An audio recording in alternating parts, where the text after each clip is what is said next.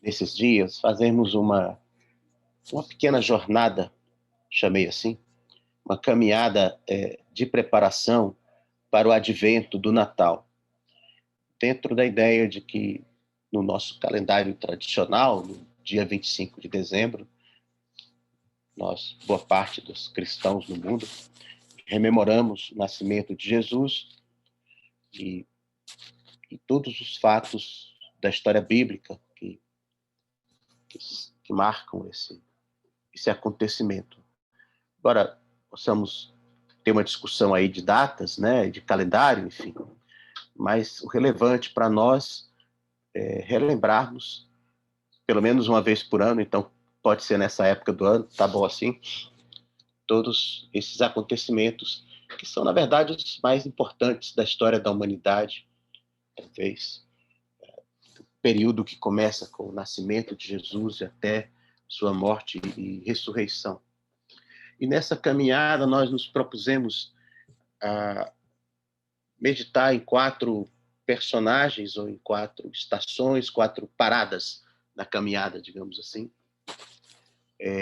até chegarmos no evento mesmo do Natal. Nós nos propusemos a começar com Isaías, fizemos isso, né? Gravamos um vídeo, colocamos aí no grupo da congregação, não sei quantos tiveram a oportunidade de, de assistir, ficou talvez um pouco longo, mas Isaías é muito empolgante e tudo que a gente lê ali sobre a palavra que Deus trouxe por meio do seu profeta em relação ao Messias, são fundamentos dessas coisas, esses fatos fazem parte da segunda etapa. Nós queremos compartilhar um pouco, relembrar um pouco a história de João Batista. Verdade, irmãos, quando nós nos propusemos a fazer isso, o principal objetivo é simplesmente nós relembrarmos os fatos dessa história das intervenções de Deus na Terra, muito mais do que extrairmos uma pregação propriamente, mas relembrarmos esses fatos. A nossa fé, ela se baseia em história, em fatos, em acontecimentos, em intervenções de Deus na vida do seu povo desde sempre. E o importante, irmãos, é que essa é uma história que, embora registrada nas Escrituras, ela é uma história que precisa ser contada. Ela precisa passar de uma geração para outra em viva voz. Isso vem desde o Velho Testamento. Os que ouvimos e aprendemos, o que nos contaram nossos pais, nós não encobriremos aos nossos filhos. Nós diremos às gerações futuras sobre os feitos do Senhor e as maravilhas que Ele fez. Precisamos contar essa história, viva com a nossa vida. Então, mais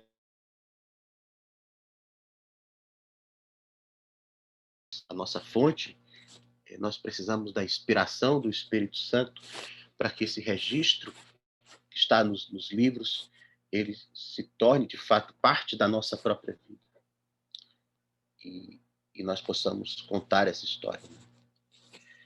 Então, assim, só para fazer uma conexão, os que puderam ouvir lá compartilhamento sobre Isaías, vão lembrar que nós estávamos ali falando de acontecimentos que se deram por volta do ano 750 a.C., e que toda aquela situação espiritual, econômica e política do povo de Israel, aí naquele tempo dividido, Judá, Reino do Norte, Judá, Israel ao norte, Judá ao sul, o desfecho daquilo. Então, o que aconteceu entre a época de Isaías e a época de Zacarias, pai de João Batista? Né? Que eventos se deram aí nesse caminho? Assim, um brevíssimo, esquemático percurso histórico, o que aconteceu, e os irmãos podem ler uma boa parte dessa história na própria Bíblia, mas há outros registros. que de fato o Império Assírio se levanta e invade e domina aquela região toda, inclusive levando boa parte do povo de Israel cativo para a Babilônia. Nós temos esse registro nas escrituras, e foi a época do ministério de profetas como Jeremias, depois Ezequiel e outros. Israel deixa de existir como Estado soberano e só vai recuperar esse status, na verdade, mais de 1000 anos depois da Segunda Guerra Mundial. Israel volta a existir como Estado, mas desde essa época da invasão dos assírios até então, Israel vai ser sempre dominado por alguém, aquele território.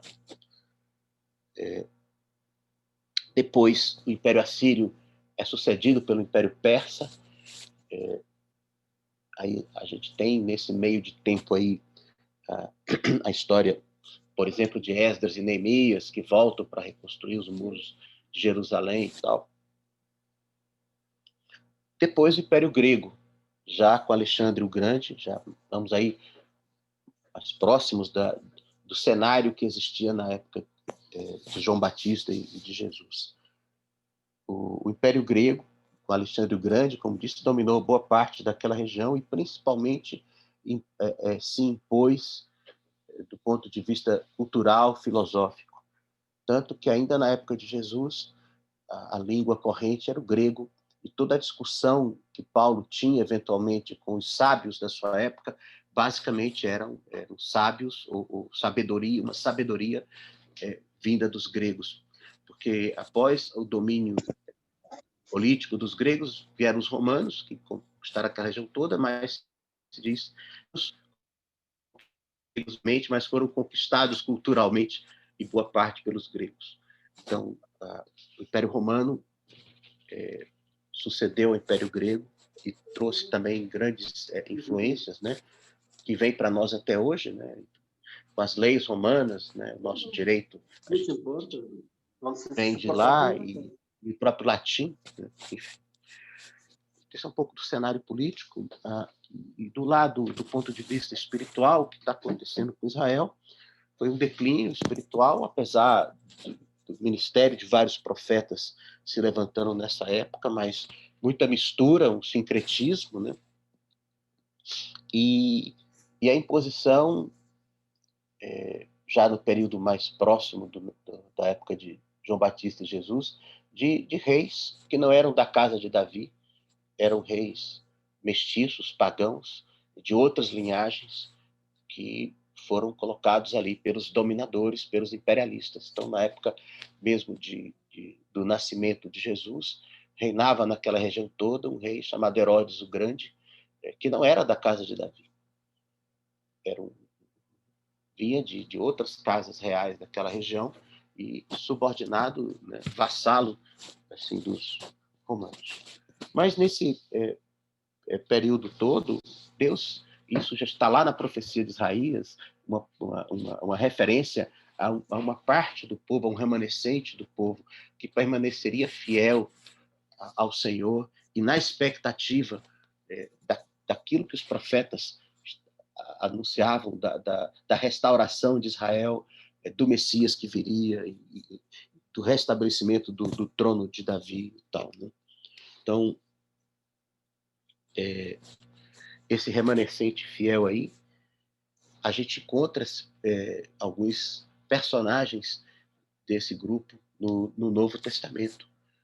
Aquele Simeão que estava no templo, Ana, profetisa, até mesmo Zacarias e Isabel, os pais de João Batista, eram pessoas no meio do povo de Israel que, ao longo daquele tempo, esse período longo aí, mantinham acesa essa esperança e mantinham vivas a palavra profética de que viria aquele que haveria de salvar o povo.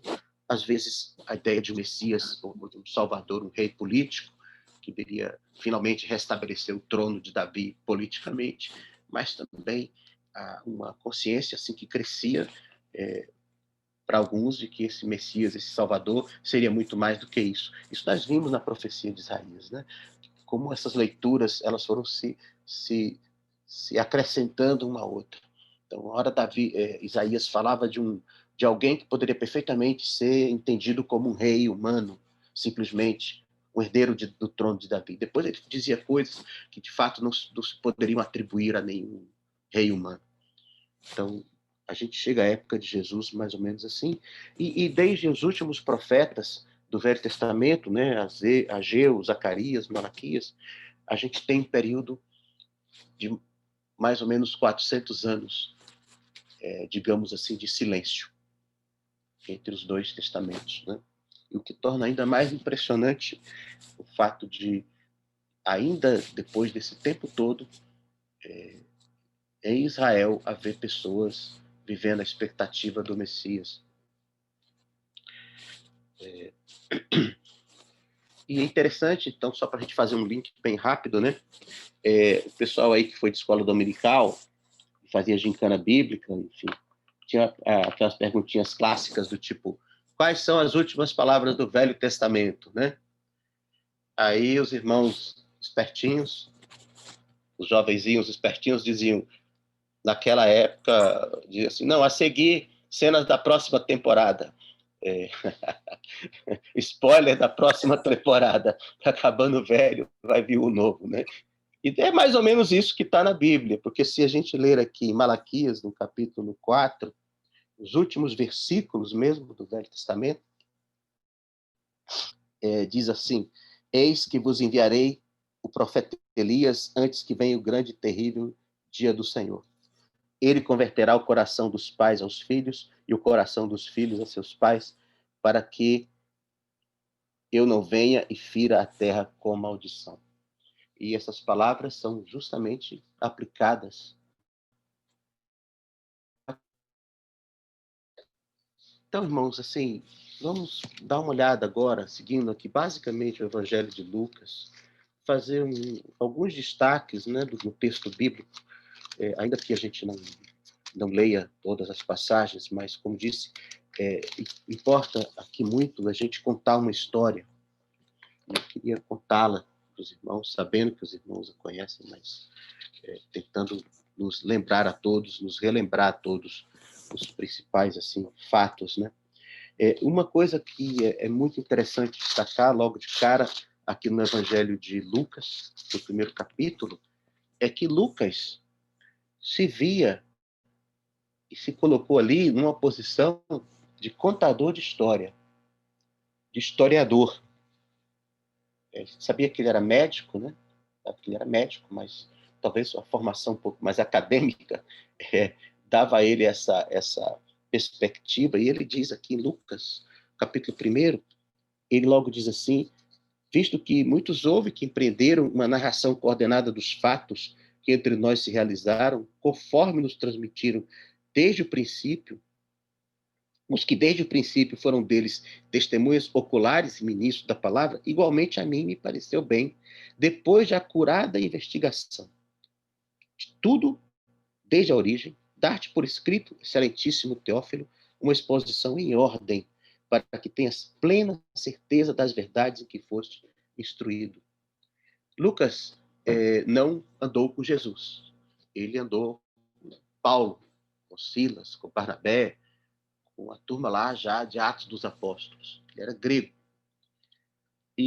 Mas ele ouviu muitas histórias e diz ter sido contato até com alguns documentos escritos, né, talvez por Marcos ou mesmo Mateus, mas Lucas sabia que era muito importante para que as pessoas tivessem uma fé fundamentada, era muito importante que elas estivessem assim, absolutamente certas sobre os fatos, porque a intervenção de Deus na história, ela acontece de verdade, com dia, ano, data no calendário, com pessoas. Então, o que a gente pode entender aqui é que Lucas saiu conversando com muitas pessoas, com muitos personagens que ainda estavam vivos, naturalmente, na época que ele conheceu o Evangelho. Saiu, talvez, fazendo entrevistas e anotações, e é ele, então, quem nos dá relatos sobre fatos que nem mesmo os evangelistas que andaram com Jesus, como Mateus e João, e talvez o próprio Marcos, um pouco, Lucas nos dá fatos que nem esses aí dão, porque então, possivelmente, seguramente, Lucas foi conversar com Maria, ficou sabendo da história de Isabel, talvez Isabel ainda fosse até viva, ele foi lá conversar com Zacarias, com Isabel, ou com pessoas que conheceram Zacarias e Isabel, pessoas que participaram desses eventos aí. E aí ele, como diz, em ordem, ele, como produto dessa pesquisa, ele resolveu contar essa história. E aí ele começa lá dizendo, nos dias de Herodes, rei da Judéia. Então ele se preocupa, né, em mostrar, irmãos, isso que vocês aí estão ouvindo da Galácia, estão ouvindo em Corinto, estão ouvindo em Filipos, em Roma, essa história aconteceu. Essa história aconteceu. Há testemunhas disso daí. Então ele começa a contar essa história, os irmãos conhecem, de Zacarias e Isabel. Zacarias era um sacerdote e vinha de vez dentro do seu turno, né, periodicamente ao templo para exercer ali aquelas atividades do templo. E diz aqui o texto que ele foi sorteado para oferecer o incenso, para fazer a queima do incenso dentro do rito lá. Então ele entrava sozinho no tabernáculo, aliás, no santuário, no templo, né, para queimar o incenso, e ele tem uma visão de um anjo que aparece a ele. E o anjo diz assim: não temas, Zacarias, não temas, porque a tua oração foi ouvida, e Isabel, tua mulher, te dará à luz um filho, a quem porás o nome de João. Em ti haverá prazer e alegria, e muitos se regozijarão com seu nascimento. Pois ele será grande diante do Senhor, não beberá vinho, nem bebida forte, será cheio do Espírito Santo, já no ventre materno, converterá muitos, irá diante do Senhor no espírito e poder de Elias, para converter o coração dos pais aos filhos, converter os desobedientes à prudência dos justos e habilitar para o Senhor um povo preparado. Veja que o anjo cita Malaquias. O anjo faz a conexão aí do Velho e do Novo Testamento, como a gente entende de hoje, né? Isso não existia desse jeito, ditado dessa forma. Mas o anjo, ele vem e traz lá toda assim a herança profética do Velho Testamento e diz para Zacarias. Zacarias conhecia as profecias, certamente. E o anjo diz para ele: olha, esse menino aí, ele é esse aqui, ó. É esse de quem fala o profeta. Ele tem um trabalho, um ministério de Deus, ele vai ser cheio do Espírito Santo desde o ventre materno. Nenhum homem, a nenhum homem a Bíblia jamais disse uma coisa como essa. Talvez fora Jesus, não se tem ideia, notícia de uma palavra como essa. Alguém que seria cheio do Espírito Santo desde o ventre materno, né? Mostrando quão extraordinário seria aquele menino, aquele homem e principalmente o ministério que ele desenvolveria.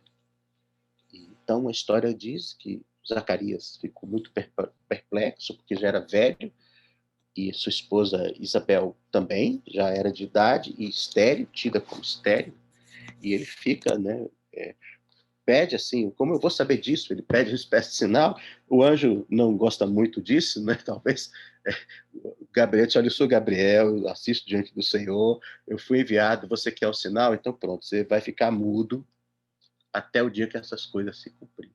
Então, Zacarias ficou 9 meses sem falar nada para pensar bem antes de falar. Então, providência de Deus.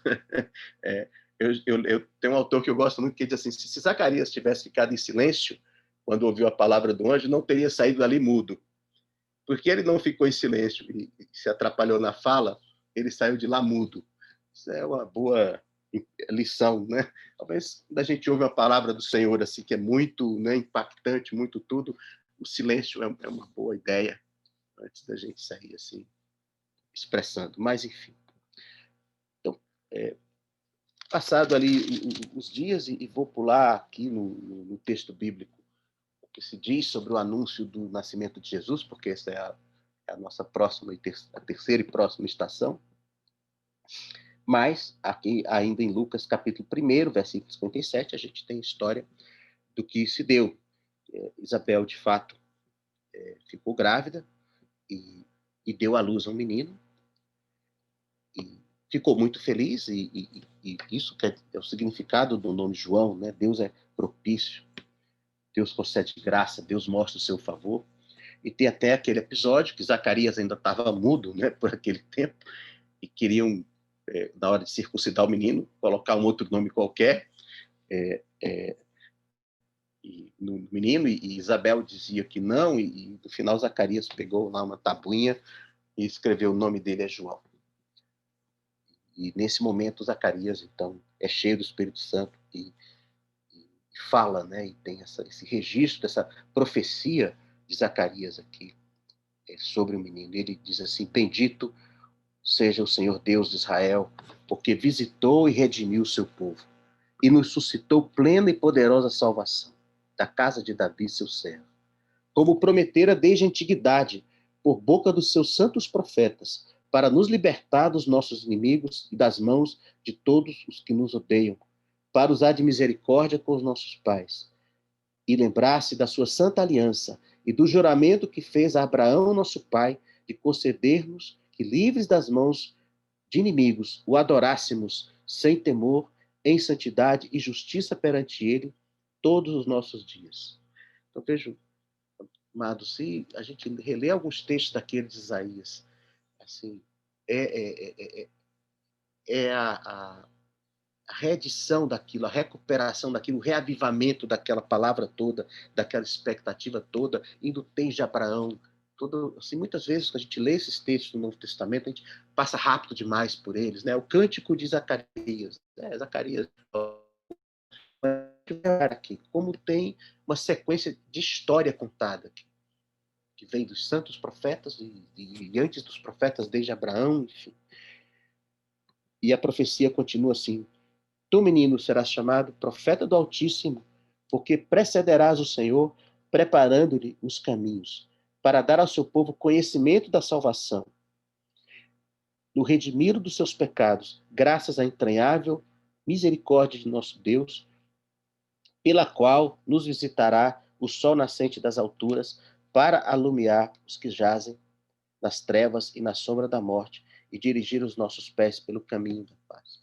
Amados, aqui há várias referências ao Velho Testamento e a Isaías especificamente, como aquele que vem preparar os caminhos, né? A gente lê lá em Isaías 40. E aqui no versículo 79 é uma referência direta a Isaías 9, que nós mencionamos na mensagem anterior. O povo que andava em trevas viu grande luz, estava na região da sombra, de sombras e escuridão, nasceu-lhes a luz, porque o menino não nasceu, o filho se nos deu. Zacarias remete diretamente àquilo. Esse menino vai preparar o caminho para aquele que vai ser a luz, que vai a todos iluminar. E aqui no versículo 80, a gente percebe que Isabel e Zacarias, como pais responsáveis e muito preocupados com a educação do seu filho, e principalmente sabendo que ele teria essa responsabilidade toda na vida, né, de ser esta pessoa, esse Elias, esse profeta, esse precursor, que iria iniciar, desbravar, assim, era o pelotão de frente de uma nova era. Então, eles trataram de matriculá-lo na melhor escola de profetas que sempre existiu, o deserto. O deserto. Sabe, irmãos, porque não há profetas hoje, muitos mais, há poucos? Porque inventaram escolas de profeta por aí. Não sei, nunca me matriculei em uma, mas muito diferentes da escola de profetas do Velho Testamento. Irmãos, o deserto é um lugar, pode ser um lugar geográfico, como no caso de João Batista foi mesmo. Ele cresceu nos desertos da Judéia. Mas principalmente é um lugar de solitude, de comunhão pessoal íntima com Deus. É um lugar onde nós somos desafiados intimamente e na nossa vida prática a essa dimensão de relacionamento com Deus. em que nós abrimos mão de tudo, dos confortos, dos prazeres, dos lazeres, dos projetos, da diversão fácil, e andamos com o Senhor no deserto da nossa alma, recebendo só dele o maná, a água que jorra da pedra, enfim. E ele viveu, então, no deserto até o dia que haveria de se manifestar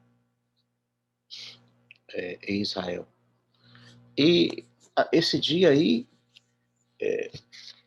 passaram, até que ele chegasse, se passaram talvez em torno aí de uns 30 anos.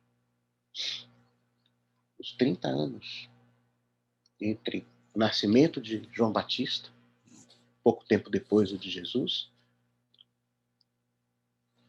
e o início do ministério de João Batista e o início do ministério de Jesus, 30 anos.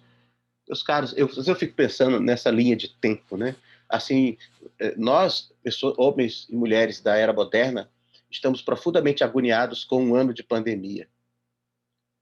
Porque isso, na nossa estágio de civilização, é um absurdo. Como é que já não acharam uma vacina, um trem aí qualquer? Como assim um ano nesse negócio? Talvez mais outro ano ainda difícil? Bom, não sei.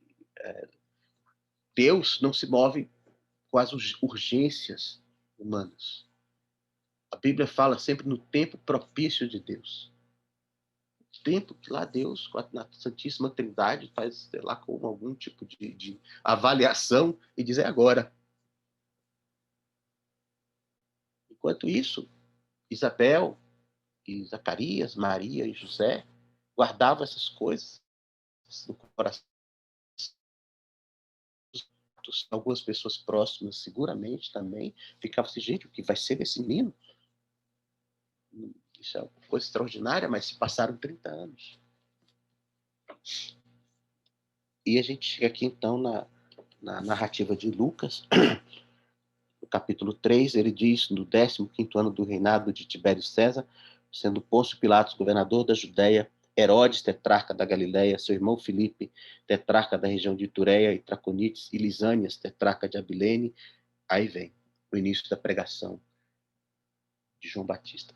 Não era mais Herodes o grande, o rei, mas sim seus filhos, exceto na Judéia, onde estava já um interventor romano, porque os seus filhos, os filhos de Herodes eram assim, piores que ele, conseguiram aperfeiçoar a maldade do pai, e um deles era tão ruim que nem os romanos aguentaram e tiraram ele e deixaram um interventor na Judéia. Mas na Galiléia era um dos filhos de Herodes o Grande, esse Herodes chamado Antipas. E esse era o rei, quando João Batista começa a pregar. E aí nós vemos que João Batista vem pregando por toda aquela região, arrependimento de pecados, batismo de arrependimento para a remissão dos pecados. E o próprio João, aqui em Lucas 3, nós vemos isso. Ele tem muita consciência de quem é ele. Ele diz, cita Isaías de novo, dizendo aqui: olha, conforme está escrito no livro das palavras do profeta Isaías, voz do que clama no deserto, preparai o caminho do Senhor e direitai as suas veredas. E João Batista, aquela figura dura, rude, aquele pregador itinerante que tinha crescido no deserto, como diz a palavra, se vestia de roupa de couro, se alimentava de mel e gafanhoto. Ele vinha lá com aquela palavra fortemente de confrontação, chamando o povo ao arrependimento, preparando aquele povo para o ministério de Jesus. E aí, de novo, a gente tem assim o eco de Isaías, né? Detestar o mal, aprender a fazer o bem. Assim, precisa ter uma mudança, precisa ter conversão de verdade, você precisa parar de fazer o mal, parar de cobrar imposto além do que deve, parar de oprimir as pessoas. Cada gente que via lá, Isaías aplicava a mesma palavra. Ele dizia assim: olha, o tempo está chegando, o machado está posto à raiz da árvore, o negócio agora vai ser para valer. Então, você precisa aprender a deixar o mal, não cobrar o imposto além que deve, não oprimir as pessoas, dividir com o que não tem 2 túnicas, dá um, enfim. Toda aquela pregação é forte de João Batista. E anunciando também o Messias, anunciando Jesus, porque muita gente, quando viu aquela figura, pensou, pronto, é ele, esse daí é o cara, é ele que vai ser a pessoa que vai restaurar todas as coisas. E ele dizia, deixava claro, né, que ele assim, dizia a todos, na verdade eu batizo com água, mas vem o que é mais poderoso do que eu, do qual não sou digno de desatar as correias das sandálias. Ele vos batizará com o Espírito Santo e com fogo.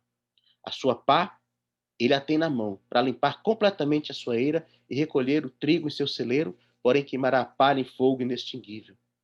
E assim, pois, com muitas outras exortações, anunciava o evangelho ao povo. Mas Herodes, o tetrarca, sendo repreendido por ele, por causa de Herodias, mulher de seu irmão, e por todas as maldades que o mesmo Herodes havia feito, acrescentou ainda mais sobre todas a de lançar João no cárcere. Olha onde foi parar João Batista. Nesse ministério dele, de chamar o povo ao arrependimento e de proclamar a iminente chegada, a manifestação do Messias. Ele não estava assim dando desconto para ninguém, nem para o rei, nem para Herodes. Herodes vivia um relacionamento ilícito, porque estava ajuntado com uma mulher que tinha sido esposa de seu irmão. É engraçado, né? Porque talvez o próprio irmão dele não se importasse muito com isso, não, mas Deus se importava. Deus se importava. E aqui diz que João Batista repreendia Herodes por todas as maldades que Herodes fazia, e inclusive por isso também. Agora, essa que pegou Herodes assim, né? Mas e João Batista acaba sendo preso. Esse é o resumo que Lucas dá, né? Mas tem um fato muito importante antes aí da prisão de João Batista, que a gente encontra contado com um pouco mais de detalhe no Evangelho de Mateus e Marcos, que é e João, que é o batismo de Jesus. Então, João Batista está lá pregando, anunciando arrependimento, e um dia aparece para ser batizado por ele o próprio Jesus. Os irmãos conhecem a história narrada nos 4 evangelhos, com detalhes diferentes de um evangelho para outro.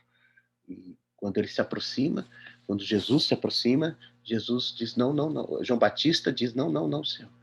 Você vem para eu te batizar, mas eu é que tenho que ser batizado. Eu preciso ser batizado pelo Senhor.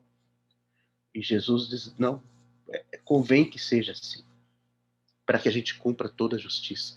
É meio assim, para fazer essa conexão final do Velho Testamento com o Novo Testamento, para mostrar que é o mesmo Deus operando o tempo todo. O Espírito que estava em João Batista desde o ventre materno é o Espírito que vem ali representativamente na forma de uma pomba sobre Jesus. Embora Jesus fosse cheio do Espírito Santo também desde o ventre materno, Jesus assim é necessário dar um testemunho disso. Tanto que quando Jesus é batizado, ouve-se uma voz do céu, um trovão, um barulho imenso que alguns discerniram que era a própria voz de Deus dizendo, esse é o meu filho amado. Obedeçam a ele. Então, era preciso essa conexão histórica e essa conexão espiritual, digamos assim. E isso acontece naquele momento do batismo de Jesus por João. E, amados, durante um tempo o ministério de João Batista coincidiu com o ministério de Jesus. Havia os discípulos que seguiram João, alguns discípulos seguiram João Batista até o fim, até a morte dele, enquanto que outros foram sendo assim repassados para Jesus, porque o João Batista mesmo fazia isso, né? Dizia aos seus próprios discípulos, né? A gente lê lá em João aquele texto que diz assim: eis o Cordeiro de Deus que tira o pecado do mundo. Então, é ele, cara, os caras. É ele, não sou eu. Mas ainda assim, alguns discípulos permaneceram fiéis a João Batista até o fim. E um texto que eu acho muito interessante, que está aqui no capítulo 7, é o testemunho que Jesus dá sobre João. João já estava preso e ouvia falar do crescimento do ministério de Jesus e mandou algumas pessoas, alguns desses discípulos lá, para saber e para perguntar, aqui João, em Lucas 7, né? Para perguntar a Jesus se era ele mesmo o Messias, se era como se João Batista tivesse assim, a minha missão está feita, está cumprida, é você mesmo, então pronto, então já fiz o meu trabalho. E, e Jesus diz o Evangelho que na mesma hora Jesus curou muitos de moléstias, flagelos, espíritos malignos, deu vista aos cegos. Então Jesus lhes respondeu: ide anunciar a João que vistes e ouvistes, os cegos veem, os coxos andam, os leprosos são purificados, os surdos ouvem, os mortos são ressuscitados e aos pobres anuncia-se o Evangelho. E quando aqueles mensageiros se retiram, Jesus dá um depoimento sobre João Batista. Jesus disse assim: que saístes a ver no deserto? Um caniço agitado pelo vento? Que saístes a ver? Um homem vestido de roupas finas? Os que se vestem bem e vivem do luxo assistem nos palácios dos reis. Sim, que saístes a ver? Um profeta? Sim, eu vos digo, e muito mais que profeta. Este é aquele de quem está escrito: eis aí envio diante da tua face o meu mensageiro, o qual preparará o teu caminho diante de ti. E eu vos digo, entre os nascidos de mulher, ninguém é maior que João, mas o menor no reino de Deus é maior que ele. Todo o povo que o ouviu, até os publicanos, reconheceram a justiça de Deus, tendo sido batizados com o batismo de João. Mas os fariseus e os intérpretes da lei rejeitaram, quanto a si mesmos, o desejo. A quem, pois, compararei os homens da presente geração? A quem são eles semelhantes?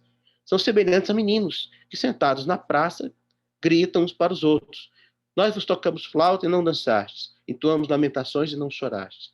Pois veio João Batista não comendo pão nem bebendo vinho, e dizeis: tem demônio. Veio o Filho do Homem comendo e bebendo, e dizeis: eis aí um glutão e bebedor de vinho, amigo de publicanos e pecadores.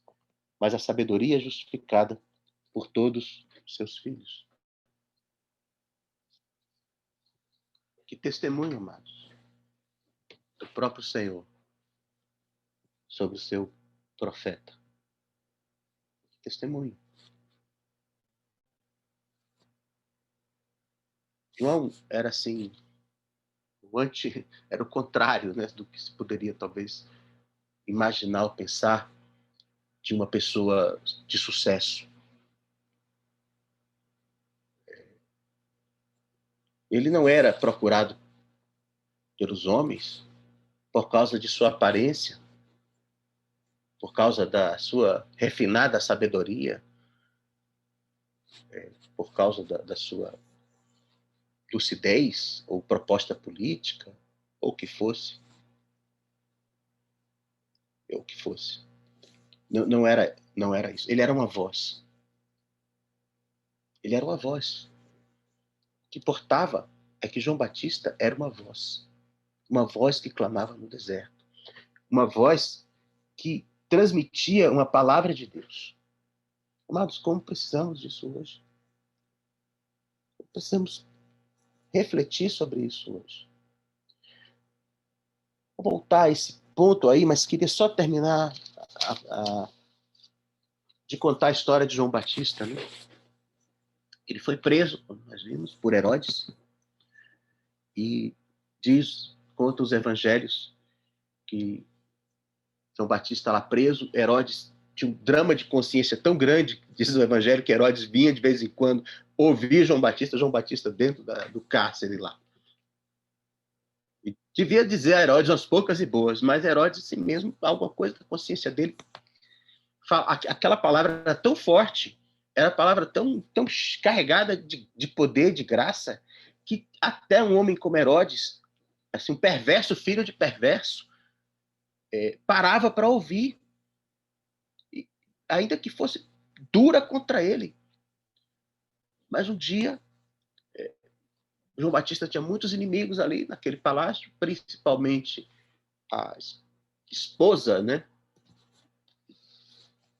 fake lá do Herodes, que não gostava nada de ser considerada como amante, concubina, sei lá, que termo que João Batista usava para se referir a ela, não deveria ser assim muito suave.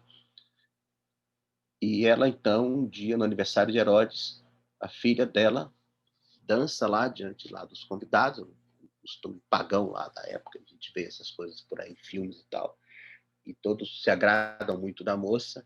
Herodes já devia tomado algumas, já devia estar assim meio, né, assim, grogue, ficou empolgado com a moça, com a dança da moça, e disse a ela, na frente de todo mundo: eu te dou o que você quiser. E a moça, então, instruída pela mãe, disse: tá bom, então me dá a cabeça de João Batista na bandeja. E Herodes, diz o Evangelho, ficou muito triste com isso, porque, mas diante das pessoas, diante dos convidados, aquele negócio que a palavra de rei não volta atrás, sei lá o quê, mandou decapitar João. Amados, vejam que desfecho para a história de um homem como aquele. Vítima do capricho de uma mulher, de uma mulher adúltera, de um rei louco, bêbado, e do descabeçamento de uma adolescente, não sei, talvez a menos culpada na história ali tenha sido a filha de Herodias. E o homem, maior do que todos os nascidos de mulher, morre dessa forma.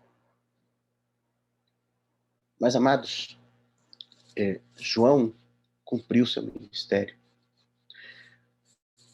Talvez fosse conveniente para o último profeta da antiga linhagem e o primeiro profeta da nova linhagem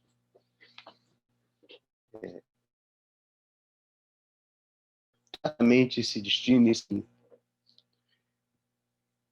Quando a gente conta uma história, amados, a gente precisa pensar que as histórias falam do passado, mas elas também falam do presente e do futuro.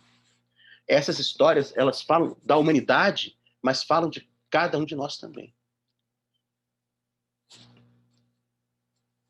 E a gente pode pensar hoje, eu fiquei meditando já há alguns dias sobre profetas, roupas e palácios.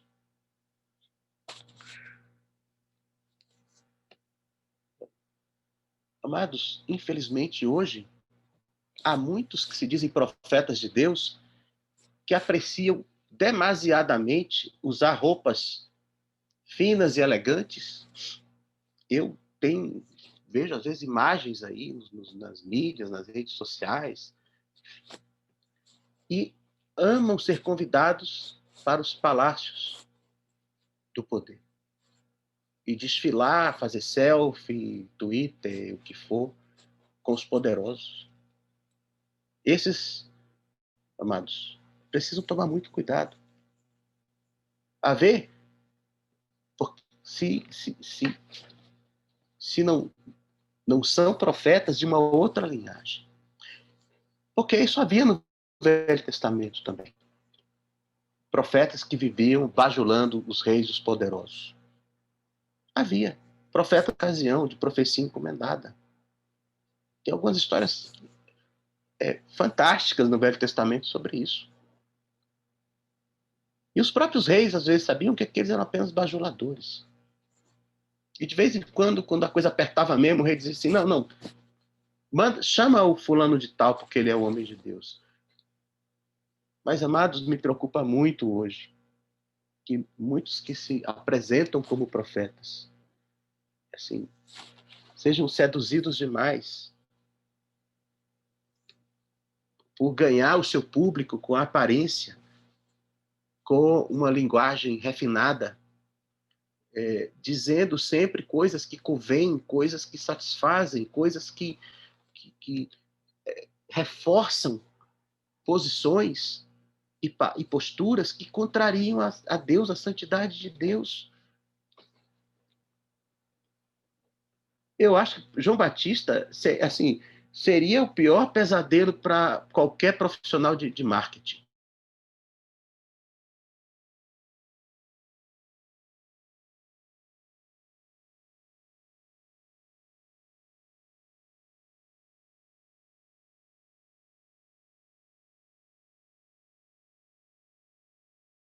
Eu acho que deu uma travada aqui. Estão me ouvindo? Acho que voltou a conexão. Quer dizer, um homem como João Batista seria o pesadelo de qualquer marqueteiro. Como faz um homem desse aparecer bem nas redes sociais? Ser convidado para os eventos importantes? Como você faz isso com um camarada que anda de roupa de couro e falando as coisas que fala? Eu vi no Congresso, ao longo dos longos anos que trabalhei lá, muitos que, ao vestir a roupa, se identificaram mais com a roupa e a aparência e perderam a essência. Perderam a essência. Porque a nossa geração, mais do que como todas as outras, mas em alguma medida talvez mais, nós olhamos a aparência, amados. Isso não é de agora, porque os reis sempre se vestiram com aquelas roupas de reis, com aqueles brilhos, e os guerreiros sempre se botaram com aquelas armaduras, não sei o quê, tudo reforçando uma aparência. Os heróis, né? Assim, todo herói que se preza tem uma fantasia, tem uma capa, tem uma armadura, tem qualquer coisa que intimida, que se apresenta, que se impõe. E hoje as pessoas são ensinadas a isso, até nas neuro qualquer coisa, como você fala, como você se impõe, a roupa que você veste, bota gravata, não bota gravata, faz assim, faz assado. Meus casos, bem, se você estiver falando de qualquer outra atividade na vida humana, pode ser que isso tenha alguma aplicação. Não serve para os profetas de Deus, não serve. Ou você é uma voz e tem uma mensagem, e aí não importa a aparência, não importa a quem você vai agradar. Ou então, meu caro, a pior coisa que se faz é se arvorar em profeta do Altíssimo e sair dizendo que Deus disse o que Deus não disse. Então, talvez haja algo a pensar sobre João. Porque o próprio Jesus também não era um homem de aparências. Lá em Isaías a gente lê que não havia nele beleza nem formosura, nada que impressionasse a nossa vista. Meus caros, nós temos uma mensagem, nós somos vozes, nós temos uma palavra para transmitir. Se você... não estou dizendo para a gente ser agora vestido de roupa de pelo de camelo e coisa assim, porque também a gente não pode ter uma aparência que choque demais, que, de novo, a atenção das pessoas vai ser para a nossa aparência. Não é esse o ponto. O ponto é, nós temos uma mensagem. Nós herdamos esse ministério de sermos os precursores de Jesus na vida das pessoas. Quando as pessoas nos encontram por aí, nós somos João Batista para elas. Nós vamos dizer a elas, olha, tem um aí. A gente fala para elas, a gente fala de arrependimento, de reino, a gente fala da vida, a gente fala da misericórdia de Deus. Quando a pessoa, aquilo vai cair no coração dela, chega aquele momento que a gente diz assim, mas não sou eu que vou resolver sua vida. Tem um aí que batiza com o Espírito Santo e com fogo. É dele que eu estou falando. Eu não sou a luz, como João diz lá no Evangelho de João. Ele é a luz. Ele é a luz. Mas se nós, meus caros, não assumimos assim a posição da necessária e arriscada confrontação, se nós não pudermos repercutir alguma coisa do espírito e poder de Elias, como estava em João Batista, nós não vamos conseguir anunciar o reino de Deus para uma geração que está entorpecida, está iludida, num tempo que está tudo misturado. E como na época de Jesus, os religiosos foram aqueles que não ouviram João, que recusaram João. E nós vivemos tempos parecidos hoje. Vivemos tempos parecidos hoje. Está muito fácil hoje fazer uma pregação evangélica, gospel, espiritual que seja, e agradar as pessoas. Está muito fácil isso. Está muito fácil fazer isso. Em todos os lugares está fácil fazer isso. Porque as pessoas vivem um tempo sem esperança, sem rumo, e qualquer um que venha lá dizer, não, mas vai dar tudo certo, não, mas vai dar tudo bom, não, mas é assim mesmo, é muito fácil fazer isso. Não está fácil viver um ministério de precursor, um ministério de confrontação, como João Batista viveu. Nós precisamos disso, irmãos. A igreja precisa disso. Pessoas que consigam viver entre o deserto e a cidade, entre a sua comunhão com Deus, a sua intimidade com Deus, e sair dali, cheio de uma presença e de uma palavra, para expressar uma voz. Porque, meus caros, os homens criaram as cidades e a civilização para se defender dos perigos da natureza, para sobreviver, para garantir a vida e a vida boa. Então, para isso, nós criamos a cidade, os estados, os governos, todas as coisas, colocamos luz à noite para afastar os perigos da noite, nós colocamos polícia na rua, nós colocamos médicos, nós colocamos muitas coisas para garantir a boa vida. Mas o fato é que as cidades estão cheias de morte. Há morte nas cidades. As cidades estão cheias de morte. Nós podemos andar pela nossa bela cidade aqui e só ver luzes e vida e animação, os bares, as festas, não sei o quê, hoje nem tanto, mas nós podemos andar nessa mesma cidade e encontrar em todos os lugares pessoas morrendo. Não só nos becos e valados, mas também nos palácios. Há morte lá. Há trevas lá. E nós precisamos. Não estou dizendo, mas a questão é nós sairmos a não ser que seja esse o nosso chamado, ir para o meio da praça, enfim. Alguns irmãos fazem isso, mas nós somos precursores de Jesus na vida das pessoas com quem nós nos relacionamos. E mais ainda, nós somos enviados. Nós não temos só que atingir as pessoas que já estão próximas. Nós somos enviados para atingir todas as que pudermos, da maneira como pudermos. Esse é o nosso chamado. João Batista um dia ficou no deserto falando só para as pessoas que iam lá ouvi-lo. Ele foi aonde as pessoas estavam. E viveu seu ministério assim. Finalmente, irmãos, um último registro. Queria ler aqui com vocês no Evangelho de João. Um texto muito, muito significativo sobre João Batista. Aqui em João 3, versículo 22.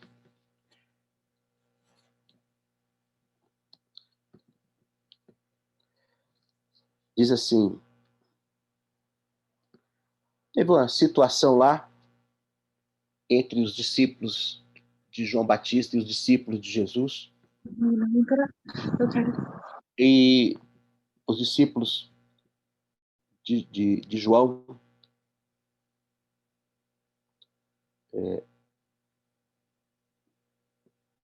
ficaram preocupados com aquela fofoca. Diz assim no versículo 25: ora, entre os discípulos de João e um judeu, suscitou-se uma contenda a respeito da purificação.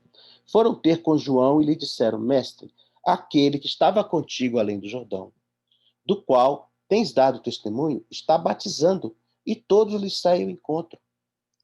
Respondeu João: o homem não pode receber coisa alguma se do céu não lhe for dada. Vós mesmos sois testemunhas de que eu vos disse: eu não sou o Cristo, mas fui enviado como seu precursor. O que tem a noiva é o noivo. O amigo do noivo que está presente e o ouve muito se regozija por causa da voz do noivo. Pois essa alegria já se cumpriu em mim. Convém que ele cresça e eu diminua. Em vez de ver ali uma competição, porque foi assim que talvez diz ali que alguém tentou fazer uma intriga entre os discípulos de João e de Jesus, e disseram assim: olha, João, você é que está batizando, você que começou esse negócio de batizar. E você mesmo batizou Jesus. E deu testemunho sobre ele. E agora ele também está lá, os discípulos dele estão lá batizando um monte de gente. E João dá essa resposta fantástica. Ele diz: olha, eu sempre disse, eu sou o precursor, não sou eu o Cristo. E ele usa uma imagem do casamento, do padrinho, né? Ele diz assim: quem tem a noiva é o noivo. O objetivo do casamento é o noivo se encontrar com a noiva. É a noiva que tem o noivo. O amigo do noivo, o padrinho, ele arruma tudo, ele providencia tudo, ele faz todas as coisas. Mas qual é a alegria do amigo do noivo? É ver a felicidade do noivo ao se encontrar com sua noiva. Aí o padrinho fica feliz. Ele pensa, a festa foi linda, o noivo e a noiva se encontraram. Essa é a minha alegria. E aí ele diz, essa alegria já se cumpriu, irmão. Eu vi o noivo e a noiva se encontrando. E ele usa essa expressão, convém que ele cresça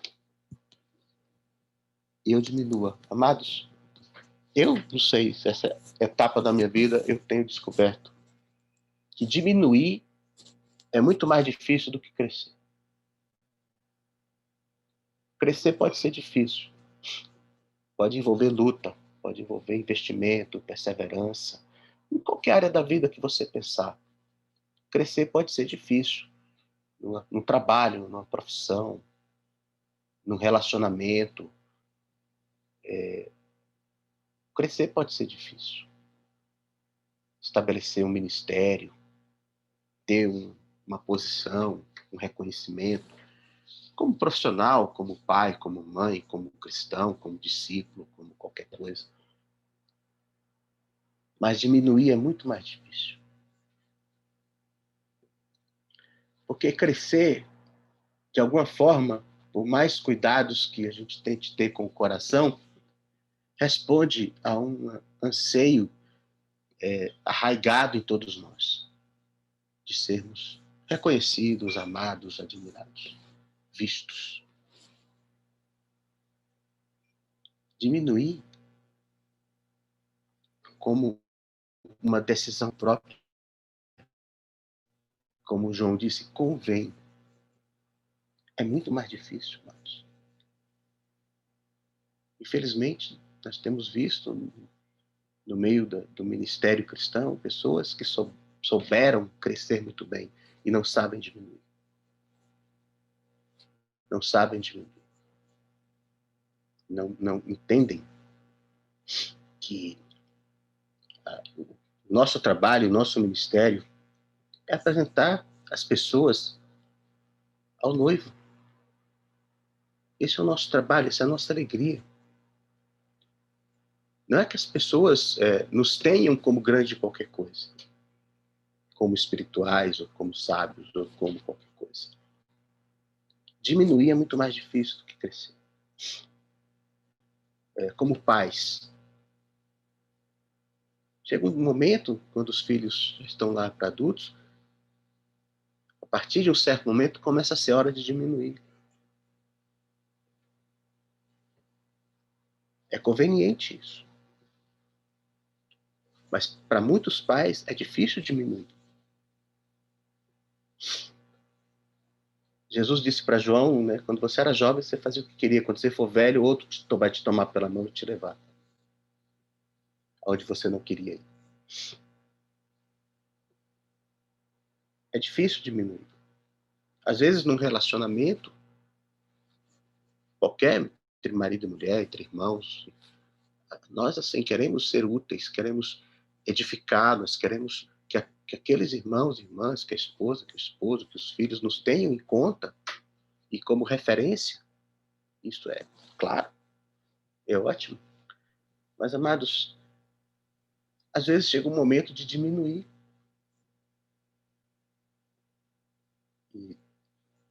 Para que Jesus possa crescer em mim e nos outros.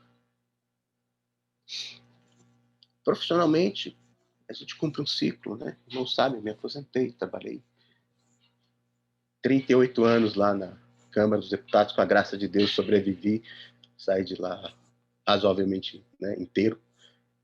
Mas chega aquele momento que você percebe que é preciso diminuir.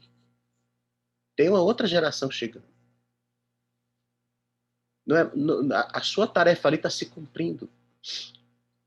E é difícil diminuir. Escolher isso. E aceitar isso como, assim, alegria. Com alegria. Então, eu penso que além de todas as lições que a história de João Batista, que João Batista nos traz, toda essa riqueza aí, que a gente foi garimpando um pouco do Velho Testamento para o Novo Testamento, dessa figura tremenda que foi João, e tudo que cercou a vida dele, o ministério dele,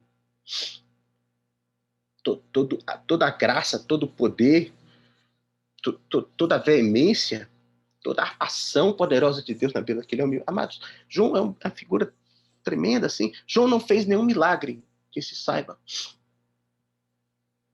Não fez nenhum milagre. E nenhum profeta causou tanto impacto quanto ele.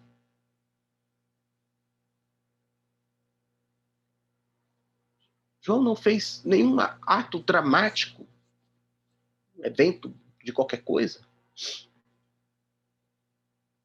Nesse despojamento da aparência que dava ênfase à voz que falava, né?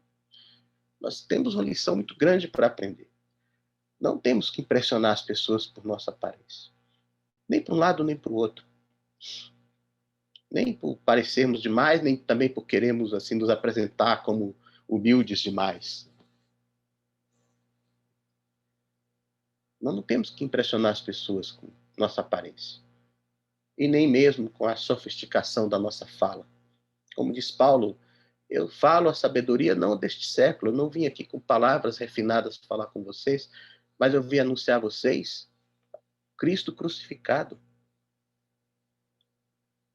Escândalo para o judeu, loucura para o grego, mas poder de Deus. Além dessas lições que a própria vida de João nos traz, a palavra, como Jesus se refere, sim, vocês estão procurando o quê? Um homem fino, refinado, falando coisas refinadas? Então talvez procure nos palácios. Mas você quer ouvir um profeta de verdade? Dificilmente ele vai estar lá. A não ser que esteja lá preso, né? Por caso de João. Não vai estar lá. João nos deixa essa lição. Que ele cresça e eu diminua. O maior homem nascido de mulher, segundo Jesus, entendeu que ele precisava diminuir e deixar Jesus crescer. Amados, às vezes nós temos dificuldade com isso. Apegados à nossa sabedoria, apegados às nossas experiências, apegados a qualquer coisa.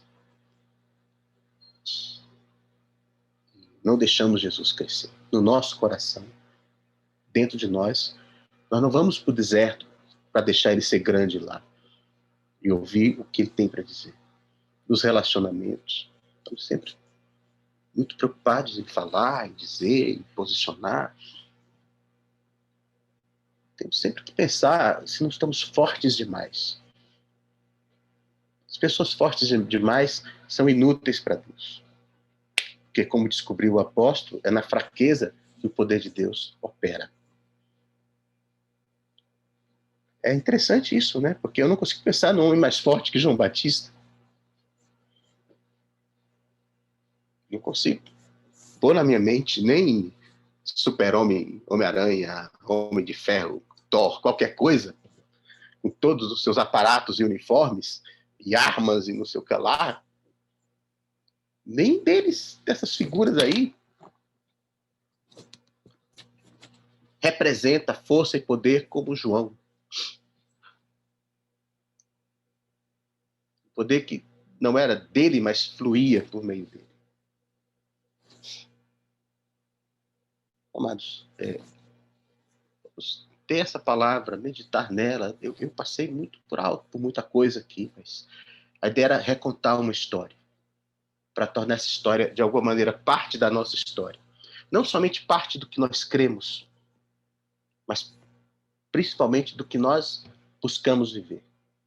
Talvez essa semana a gente possa pensar assim, eu sou o precursor de Jesus na vida das pessoas, eu sou João Batista para elas. E a gente pedir a Deus uma oportunidade esses dias aí até o Natal, de anunciarmos para as pessoas. a verdadeira luz que vindo ao mundo ilumina todos os homens. Irmãos, que a graça de Jesus seja com cada um de vocês. Fernando, Fala, meu velho. posso cantar um louvor aqui? Sem dúvida. Por favor.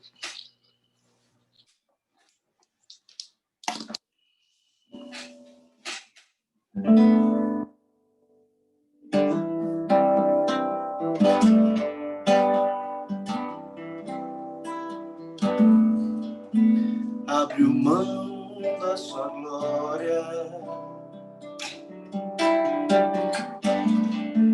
e semelhante a um homem esvaziou e servo tornou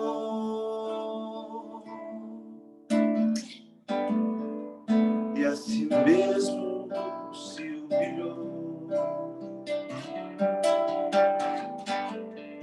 E como filho obedeceu até a morte e morte de cruz.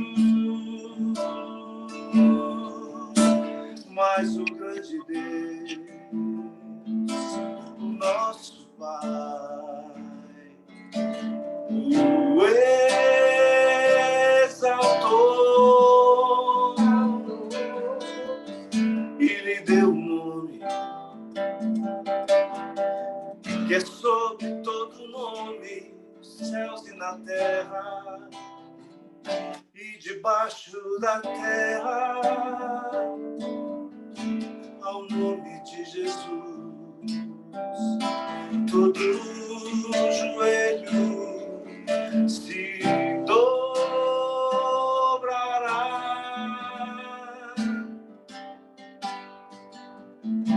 e toda língua confessará que Ele é o Senhor.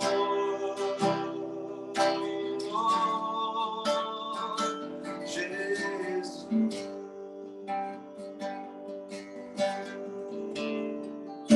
nome sobre todo nome, nome sobre todo nome, Jesus.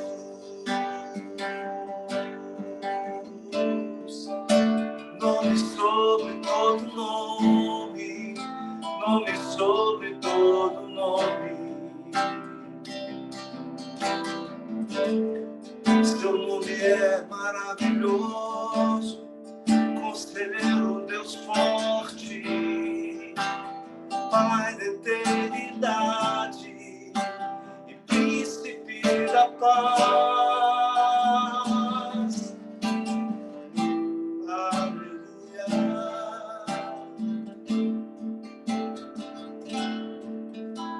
Mas o grande Deus, o nosso Pai, o exaltou e lhe deu um nome que é sobre todo nome, nos céus e na terra e debaixo da terra, ao nome de Jesus, todo joelho se dobrará e toda língua confessará que Ele é o Senhor.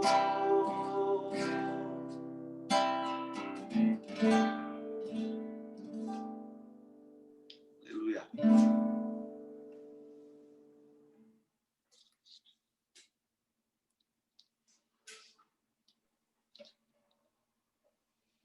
Amém. Amém. Maurício, nós podemos então encerrar o encontro com você aí?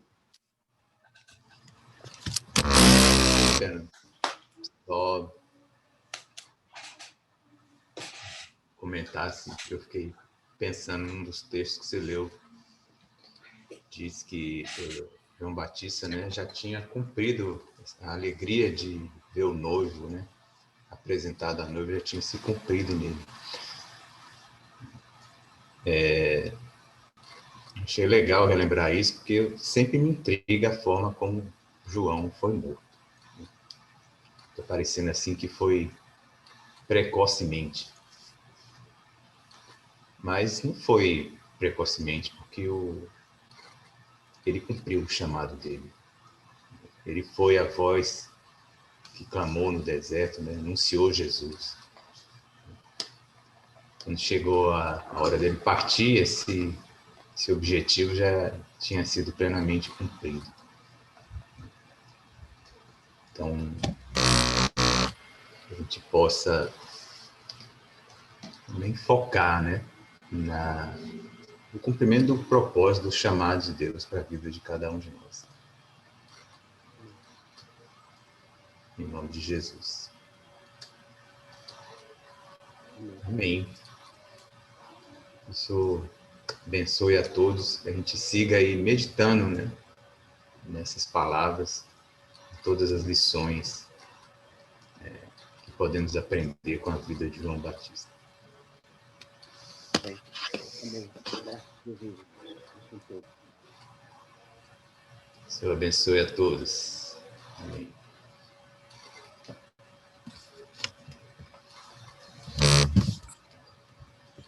Amém.